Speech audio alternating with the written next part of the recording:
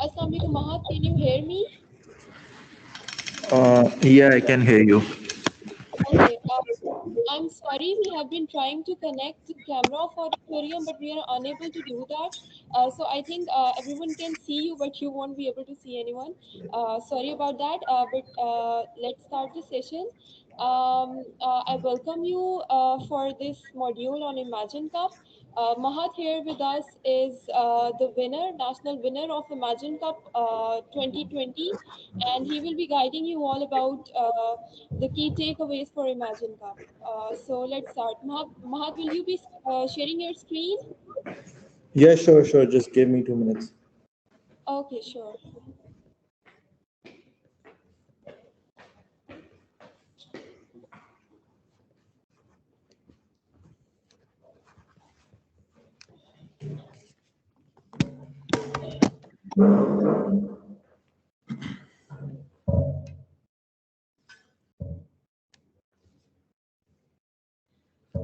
Can you see me through the camera?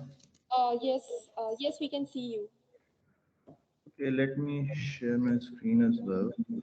Hope we can do both of them together.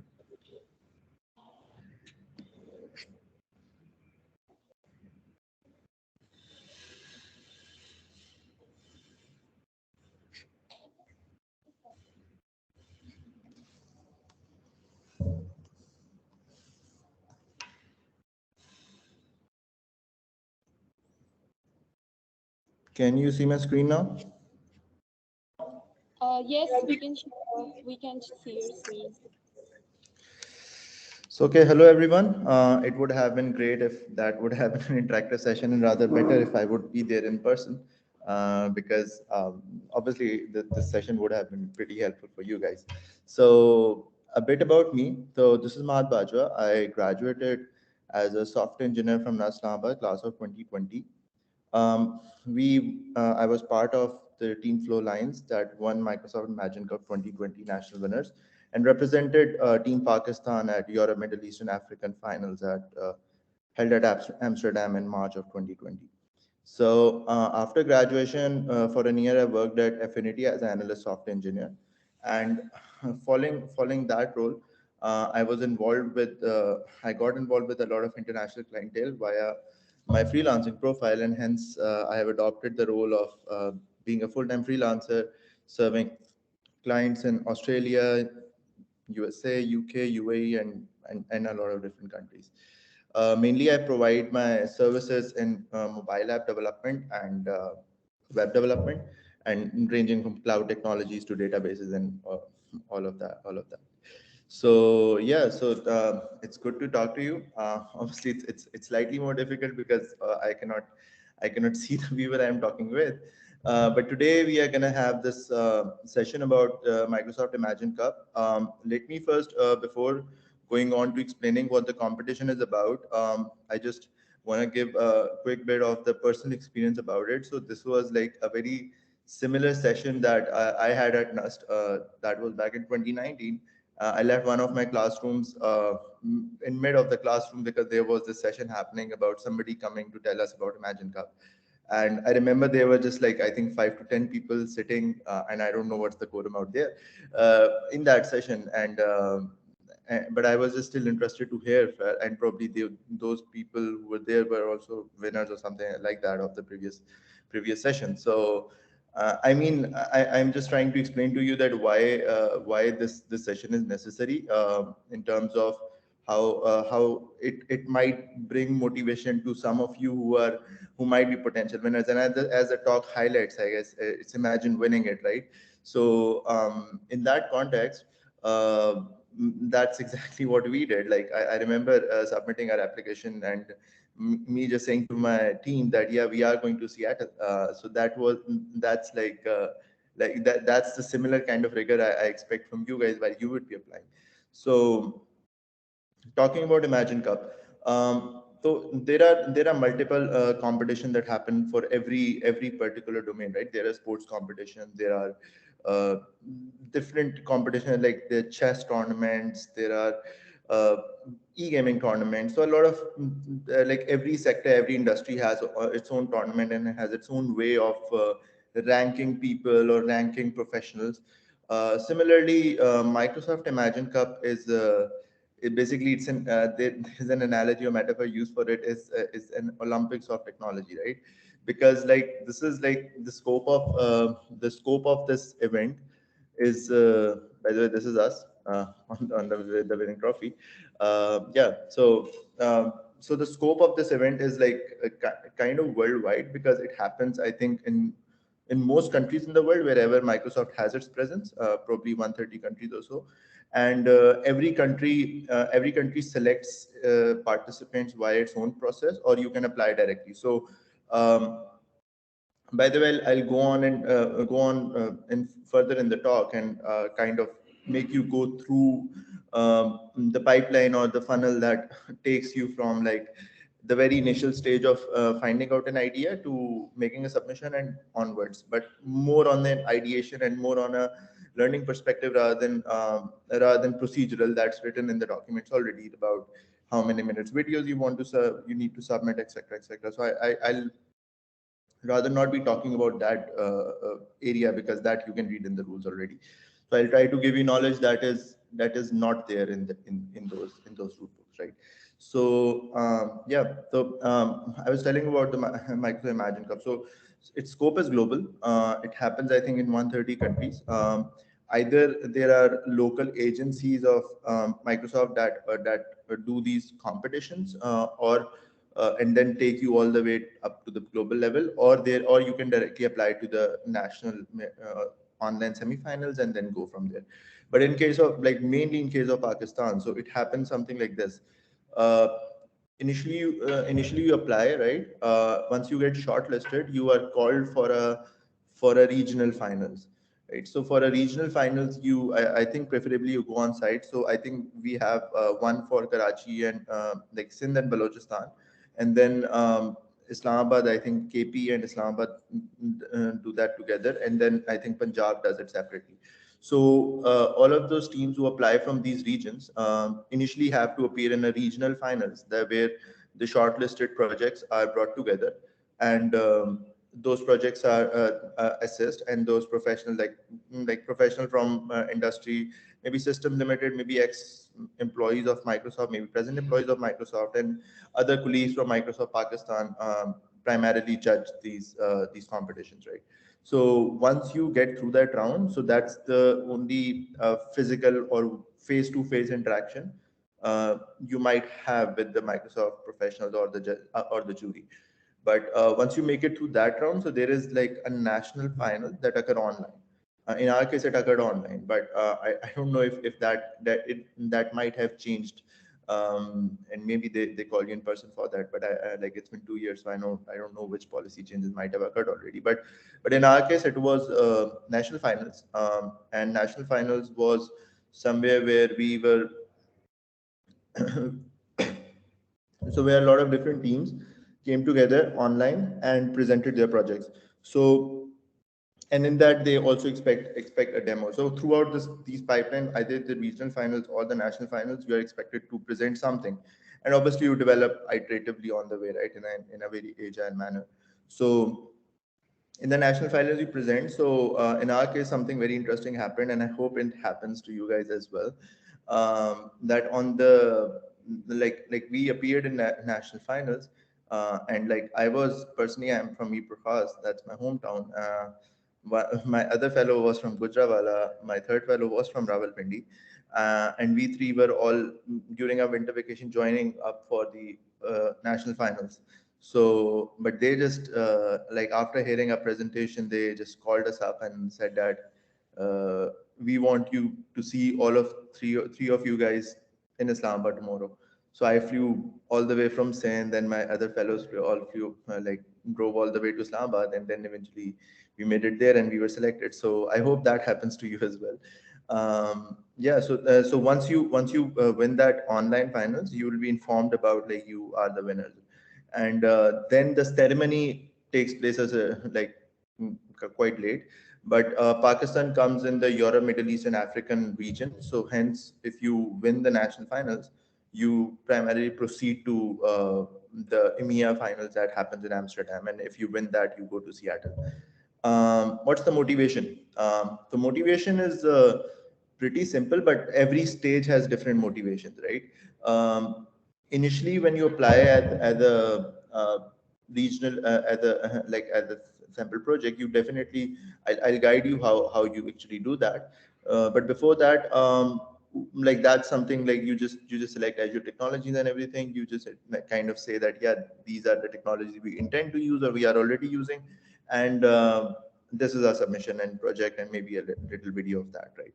But as you move up the ladder, so if you were if initially if you make it through the regional finals, so HEC Higher Education Commission provides you, that's not written here by the way, so a Higher Education Commission provides you a grant of uh, but actually there's no limit to that Azure credit grant, yeah. So you get this unlimited access to that account of HEC on Microsoft Azure, so you can access the best databases in the world.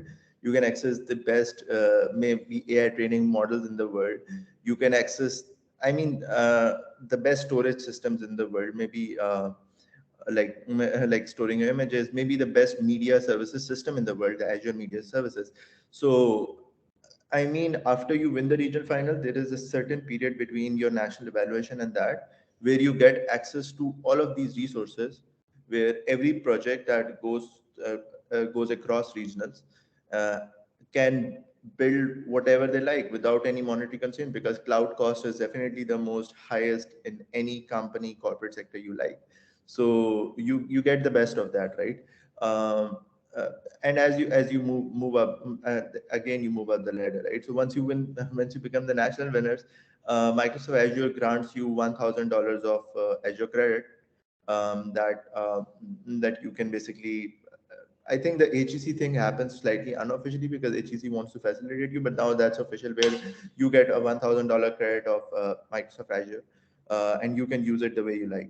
So, and secondly, obviously, if you make it through, you fly to Amsterdam for the regionals, and then obviously to the global, you fly to Seattle if you make it through. I think the last year the team of Team Pakistan did make it to Seattle, but unfortunately due to COVID, I think everything happened online for them. So, but a great, amazing, like that. And that's again an achievement, right? So if you ultimately win it, and that's where the real motivation comes from. And for Hull Prize and a lot of these prizes where you feel it's very competitive, but what if it happens? So in that way, you $100,000 is awarded to the team that wins, and then you have a mentorship call with Satya Nadella, the CEO and chairman of Microsoft Corp. So definitely an amazing opportunity. Meanwhile, there are some features that aren't really mentioned. That is the kind of industry expertise that you get. Right. For instance, once we became winners, so Usmanur Rahman and Rehbar Ashraf. Usmanur Rahman was, I think he was the vice president at Systems Limited, and Rapper was, I think, the senior vice president or something, somewhere around those like C level, C type lines in the tech industry. So and both of them were ex Microsoft employees. One worked, I think, Microsoft Dubai, and the other was somewhere around that as well. So both of them were like one-on-one associated with us, where they were not obviously coding for us, but they were like telling us how things work, like while you are studying in university, and definitely once you will get out, you'll realize that there is an industry academia gap that exists. And once you make it through the imagine of like working in Microsoft Pakistan office that was in Bufon Tower, so you get to sit with these industrial professionals, where you tell them like, yeah, this is our architecture, these are the technologies that we are using, and they kind of tell you that no, this is how it's supposed to be done. These are the best practices. Either you're going to use Kubernetes or maybe Node.js, and why Node.js, why Kubernetes, why do you use a particular technology and why you don't use a particular technology? How are API designed? Like we, being university student, we were like, yeah, like we'll make some calls on the sign up, we'll make some calls on once the user views the profile, but they were like, no, you need documentation. You need to document every API that you guys are gonna call. You need to document like what would be the inputs, what would be the outputs, and while you are coding, you need to make sure that the code quality is good enough to restrict any mishap, like where the input is different and the output is different. So you need to standardize that. Similarly, a lot of testing on that ground, that the quality of application, the UI UX. So I think uh, Microsoft Imagine Cup kind of helps you build it, and you get these people to just mentor you on the journey, not necessarily code for you, but definitely it helps if somebody just gives you a critique about, yeah, this is right, this is wrong, this is the way it should be done. So yeah, that's primarily about on the motivation end. So in our time, we really did not have this criteria. So we had like this one line, you apply on it, for it, and then you just go with it. Like no, there was no particular sector defined. So while you, and for some context, we used to, like, I personally watched a lot of videos of Microsoft Imagine Cup finals that is available on YouTube already, where some people, like I think one of the winners made prosthetic arms. There was a baby cry translator in the finals. There was an AR detection or something. If you lost something, it kind of, that AR helps you find it. If you lost your keys in the bedroom, so there were all kinds of ideas. So there was no context about what is acceptable, what is not. But this time around, I think it's been since last 1 year that Imagine Cup has defined themes for you, and I'm not sure if those themes also define, and that's what you can rather check in the documentation or the procedures that are written on the website, that either these four categories, there would be a winner from each of four categories, or there would be just one winner still, like that's how it happens. So but yeah, these are the four areas. So earth would be something about green tech, climate change. Definitely it's a grave problem facing the globe. Education innovation, amazing, like change the way student works across globally. So yeah, that's the global word kind of also highlights that whatever you make is something that everyone should relate to. Obviously, the if the problem is well grounded, for instance, in our, I think, EMEA final, there were, I think, the Nigerian or the South African team somehow made it through, and we did not. So I think they brought something very contextualized to their farming practices, and how, I think it was something about, there was a hardware device that once you make it go through the field, it auto detects weed. I think weed is something that's the irregular growth in the soil that is supposed to be removed, and that's generally done manually. And so they did something with the camera and with detecting that and eventually removing it, rather than just manual detection, right? So that's what they did. So it was contextualized, but again, I think that can be extrapolated across the world as well. So impact really matters in that way. Health, diagnosis, treatment, accessibility. The prosthetic arm project was something very similar. Similarly, I think 2 years, 3 years back, Yakub was this boy from EME. They won the national finals, and they had something to do with the health tech. But on the health tech side, there is some problem that they faced eventually when they went there to Amsterdam, was that, I mean, a lot of FDA approvals, a lot of these compliances are supposed to be met for any health tech. So you can rather simply say that, yeah, this medicine or this, uh, maybe you are doing something about the neuro diseases or something like that. Uh, I think in the health side, you can build more projects about that are supporting, for instance, the prosthetic arm project, or maybe just a caregiver for an Alzheimer's patient. That's one of the projects we thought about. And then maybe some a stick for blind, or maybe a glasses for blind people, and everyone guides them. So these kind of projects, I think they do help, but something that is related to treatment, or although it's written here, but that requires a lot of scrutiny, because nobody believes you until you are not accredited. right? So and lifestyle projects. So that's how this is what plays the game. And our project fell in the lifestyle domain, and that's why we were pretty insecure throughout the competition that we might not make it because we are not solving real problem. But now they've formally inaugurated it as a category because lifestyle projects like gaming, playing, and living the way you like, and we make AR-based social media applications, so that kind of fit in there. Yeah, so this is how the journey looks like. The so it starts with obviously the brainstorming thing, right? So for presenting this particular slide, I like to go through. For instance, we built an AR based social media application. Flow lines, right? So initially, we were what we did was going through my journey so that you guys can rather relate to it. So initially, we started searching for these projects. So MIT I think there's MIT Design Labs is there, and then there are a lot of Google experiments that Google generally does. Then there are a lot of Microsoft YouTube videos available of my previous project, just to get the context of what scale or what level of project or what kind of projects generally make it through, and how detailed are they, what problem are they really solving. So these are obviously my slides aren't detailed, so probably I hope you guys can keep all of what I'm saying in mind.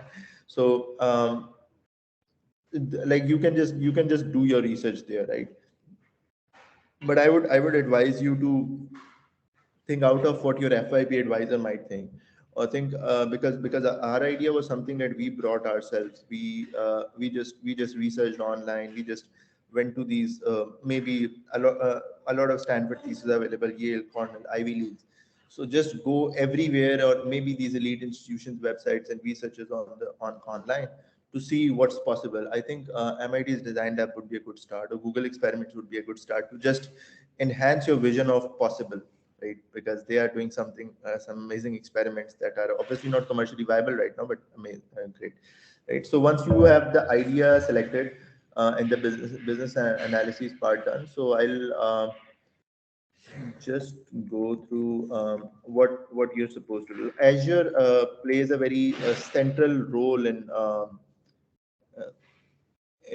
this competition because other than other than like Azure, there is no commercial viability of the project. So what Microsoft really wants is to market the Azure brand, like because there are other players in the market. There's Google Cloud Platform, there's Amazon Web Services.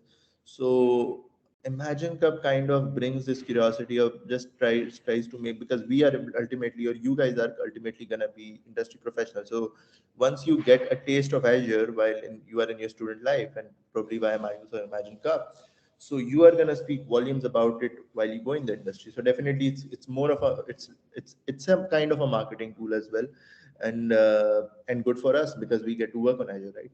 So once you have decided your project, then comes the part of how are you gonna how are you gonna shortlist the tools for which projects you which Azure technologies you need, right? So now this is this vast range of technologies available. If you have some project related to AI ML, you can do this. Analytics is something that helps you know your users better if they come to your application. Computer containers, how are you containers, basically web app for containers, or maybe my Azure app services might be here. So they help you with the deployment. You need to, and by the way, this is a requirement as well, that you need to deploy your site on Azure.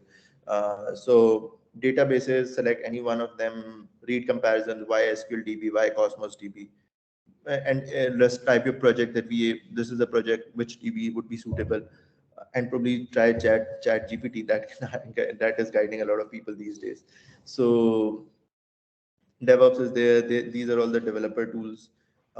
In our case, since we were making an AR-based social media application, so this was this unique point. Like and now there is everyone's gonna do something very similar. Everyone's gonna pick up an Azure container, deploy their web app on it, probably deploy their Django app somewhere, maybe initiate a VM, or maybe just make all of these deployments or app analytics, etc. And storage space is probably the Azure blob storage. But but you really need to bring some uniqueness in your idea with perspective to a unique use of Azure. So spatial anchors was what we just for the context. This was our project, theflowlens.com. The website is still live. Um, I hope this moves so that you can know what we really do. Wait.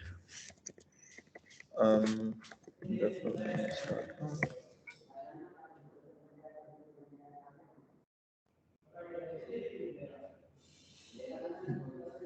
Okay, this video doesn't seems to be running. I think it's in loading in the background. So I'll come. Yeah. So this is the video. So see, we allowed people to draw these AR holograms in midair. So this was basically our application, and it further allowed you, if you do something like this in your hostel room, like Nupin Amir is doing, she's one of my group mate. So you can basically now scan the room and place these holograms in the room. So when your roommate comes in, they can just scan the area and then they can find the same thing here. So this was basically an idea of creating a digital world on top of the real world. So the idea of scanning and then leaving those AR holograms on that place was done by spatial anchors, because it did all of the what you studied in digital image processing, the lines and the widths, and comparing the area, and then eventually placing your AR hologram there.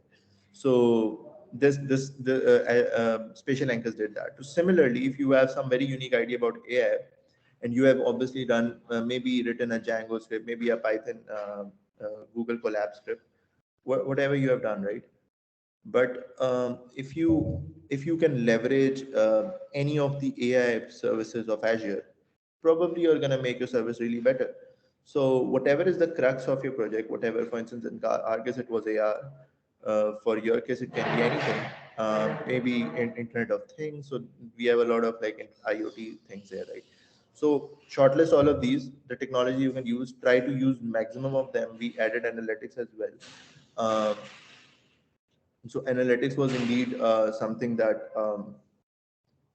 wait, yeah, 30 minutes. So analytics was obviously one of analytics and database and everything. So try to make maximum use of it. Maybe if you have videos, you can use the Azure Media Player as well for playback needs, or decoding, maybe encryption of videos, etc., etc. So try to just write every possible technology that fits in with your project, and probably there would be many, right? Secondly, now you begin development, but now just don't be in like most of you guys, I imagine, would be bringing on their FIB projects to this domain, right? So I would that's totally okay. So but don't be insecure about, yeah, like FIP is like obviously scheduled in March or May. And by the way, another unique motivating proposition, me being a finalist student at NAST, we got through the cycle, and when we went into our FIB final defense, our teachers had just no critique about us. Like obviously, our project wasn't really good. It was just that validation that comes with applying in different competitions, that nobody just questions you then if you make it through. So that's just another point that might motivate you guys to apply. So it's not necessary that you have everything done. It's necessary that your core proposition is something that you can present. um, so in our case, our AR component was ready while we went into the regional finals. Our project proposition kept on evolving as we went through. Our our development continued. So, for instance, while we were in the national finals online round, we had an application, a social media application, and an AR application. And our application, our core idea was an AR based social media application. So I mean, we had two different components, but not one. And obviously, once we went through that cycle, and then it took us 3-4 months more till March to develop it eventually, like the full integration of both of these applications into one. So that's kind of the motivating part for you guys as well, that don't be insecure about what's there. Just be confident more about what you're doing is amazing, and you are really motivated of building it. Build a very important sample of it. For instance, if you are translating something, a lot of like this has been happening in Facebook. A lot of Mark Zuckerberg videos come on this ground that about these you talking to someone, and then the like once you speak in a different language, text in a different language starts appearing on the screen. But in that case, it's AR based glasses that it appears on, but you can do it same for the text. So if you are building something as amazing as that, if you are building something unique, so I feel that you should rather just develop a very major component of that, and then obviously if it's great, people are definitely in a market great. In our case, the idea of like our pitch and the metaverse pitch that Mark Zuckerberg gave last year was very similar. The most words interesting scavenger hunt, etc. So I think Imagine Cup really helped us as well to expand our, our thought process. And we were able to bring the idea of metaverse and rather develop an application very similar to what a real world metaverse, as Niantic says is. We just did it pretty early, like fourth year of our university. So and honestly speaking, when we brought we when we talked to judges, they had like, because they obviously have lived in the industry, so they were really, they told us that this is supposed to be your vision, this is the scope of what you guys are doing, this is how amazing it is. So even that's how insecurity dies, because you might be like, yeah, this is just some random project where that's, I think, 4 credit hours, 5 credit hours, something like that, the FIP counts.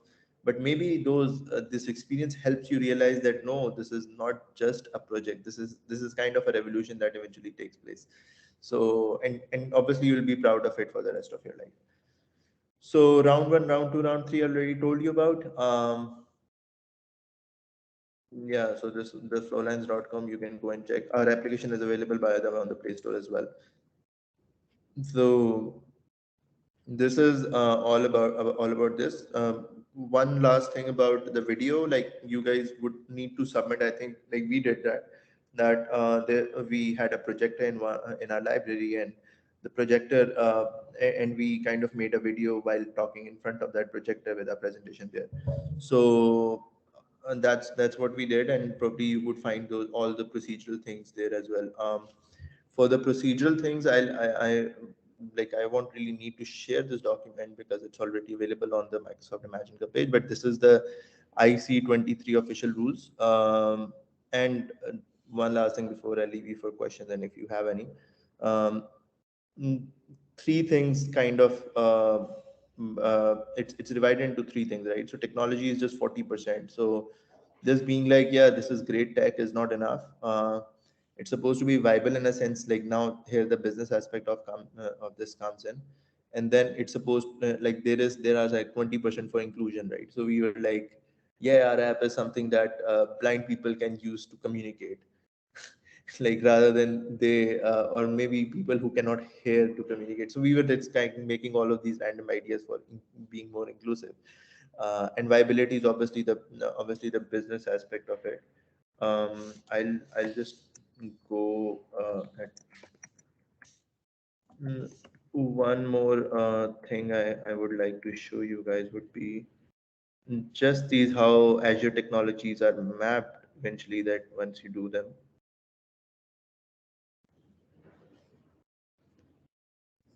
Um, Let me open this. Not this one. Go to slide. Which one is?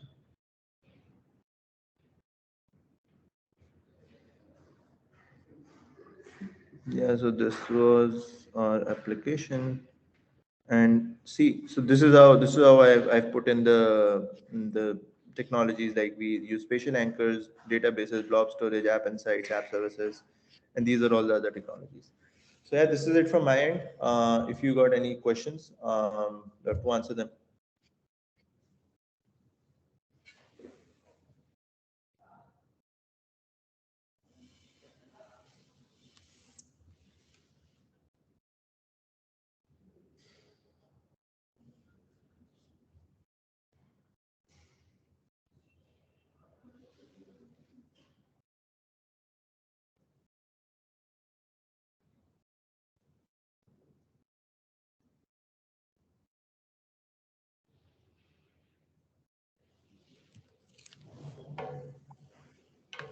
Thank you, sir, for giving us your precious time and sharing your experience with us.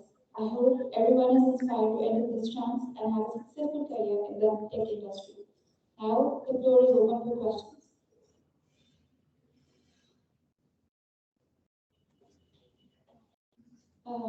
There are no questions. So, sir, we are wrapping up. Thank you for your time.